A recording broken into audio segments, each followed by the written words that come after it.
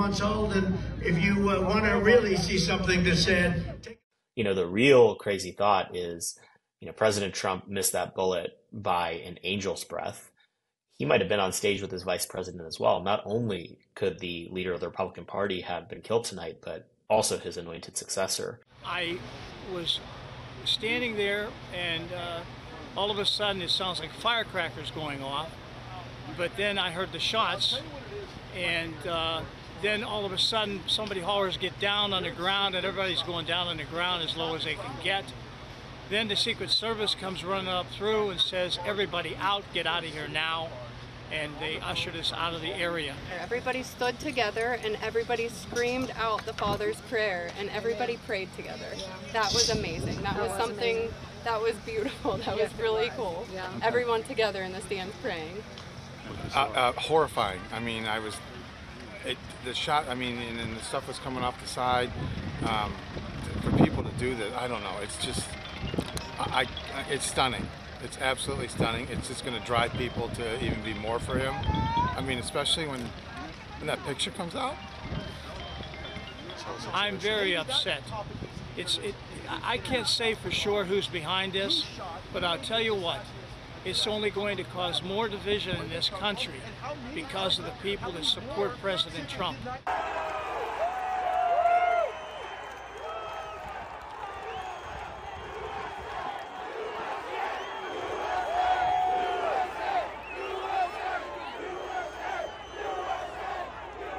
And so when those first few bullet noises happened, there were people all around me, including myself, that thought that this was a firework or a BB gun, that it wasn't an actual shooting event.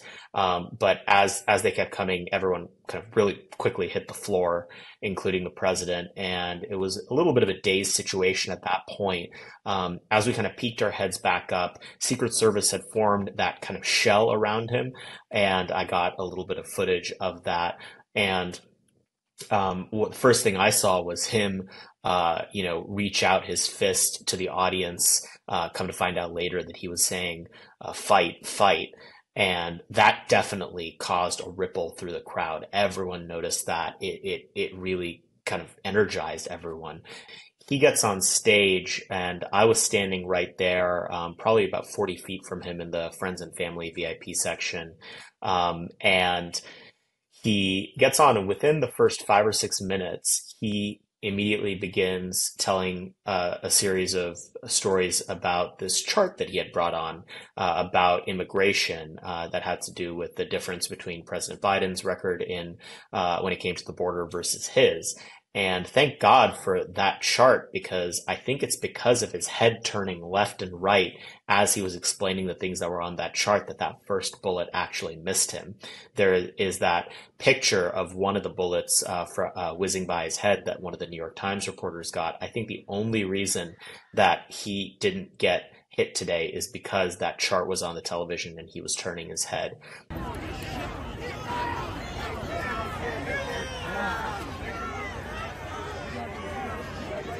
President was maybe at 2 o'clock to my right. I turned to my left at 10 o'clock, about 40 feet away. In the bleachers, it was really clear that something was going on. Come to find out later that was one of the other victims. There was a lot of blood. There were several people who seemed to have blood on their shirts. I guess they were trying to take care of that person.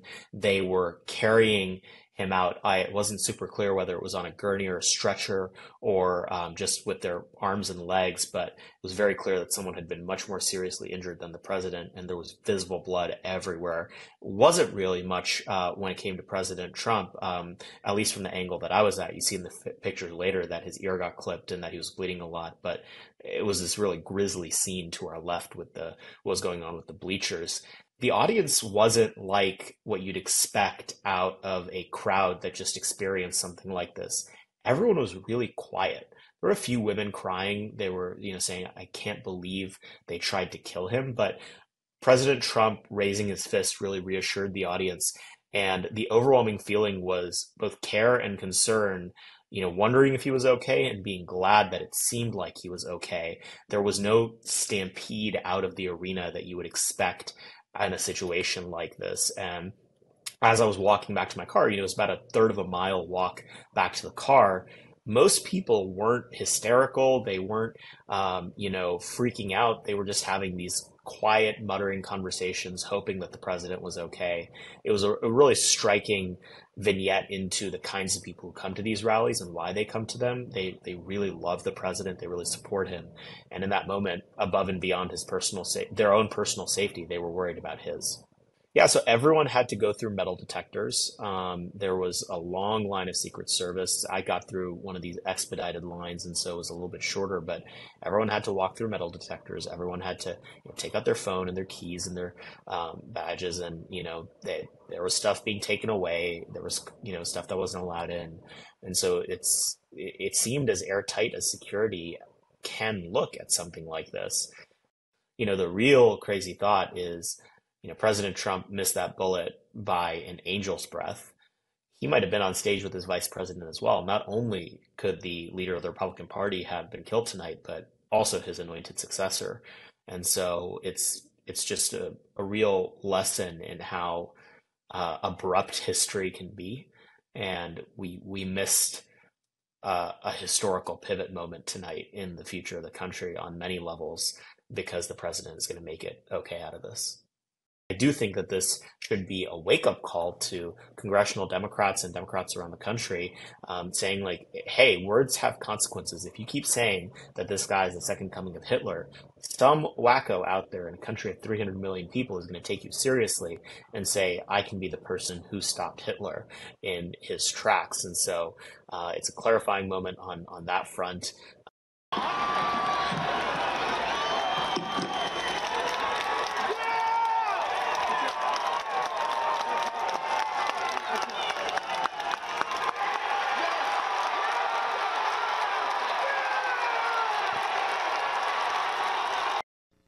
Sure. Basically, what happens is a protective advance is done for anywhere between 5 and 7 days before the event.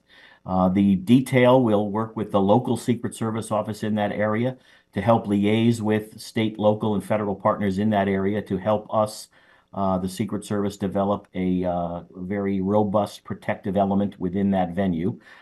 During that 5 to 7 days, the agents who are assigned to that protective advance will cover every possible what if that could happen at that venue. Again, where are the motorcade routes? Where is the airport? How long does it take to get to the airport? Let's develop a plan with the local police who are going to assist the motorcade and things of that nature. Again, 99.9% of the time, all of those things are done, and many of those things don't have to be implemented. But here's a perfect situation where it looks to me like a very good protective advance was done. Unfortunately, we had an incident, but the bottom line here is that the former president was taken out of that venue and appears to be somewhat safe, although it appears he may have some injuries, but he is alive, and that's the most important thing here, as are all of the agents that are around him. There may not be anything that could have been done, and this person was able to perform this nefarious activity without being detected by the Secret Service for some reason. Don't know the answer to that, but I can tell you the Secret Service, the FBI, and those local, state, and federal partners are going to be looking at this with a fine-tooth comb and being able to send out a message to all the details now to make sure that whatever happened here, there are no copycat situations moving along, or to make sure that everybody that we're protecting in open air venues like this is double checking, triple checking, and quadruple checking everything that needs to be checked. This evening we had what we're calling an assassination attempt against our former president, Donald Trump. It's still an active crime scene.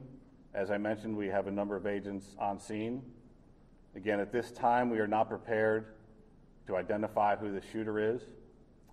We are close to that identification, and as soon as we are 100% confident in who that individual is, we will share it with the press. The immediate focus was life safety, getting the former president out of there, and to care, getting care to the other victims, and trying to secure the scene as quickly as possible. I guess if I had to point to where we are right now, the single greatest priority would be to identifying a motive and whether there was anyone else involved.